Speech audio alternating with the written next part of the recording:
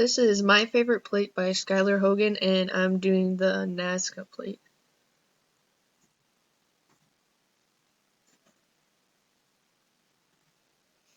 Alright, the kind of crust that makes up the Nazca plate is oceanic crust.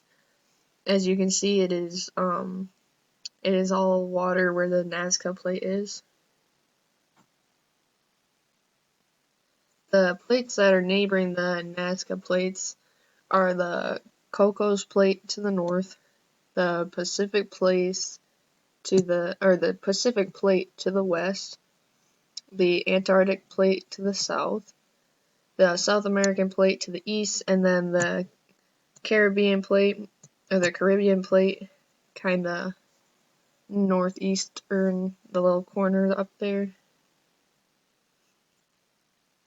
Alright, the type of motion between the neighboring plates. So there is a convergent boundary between the South American plate because the Nazca plate is moving kind of northeastern, so it'd be running into the South American plate.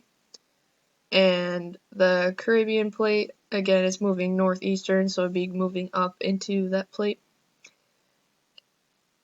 And then there's a divergent boundary with the Antarctic plate because it's moving, again, northeastern.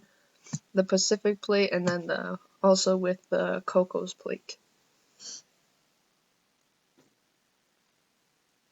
Alright, some different clues so then we can be sure of which way the Nazca plate is moving. So the first one we have is the Chile Rise, which there's a picture of it in it'd be the bottom left picture on the slide. And the Chile Rise is where there is a ocean ridge because the plates are moving away from each other and magma is coming up and it's making that part of the ocean lifted up compared to the ocean that is around it.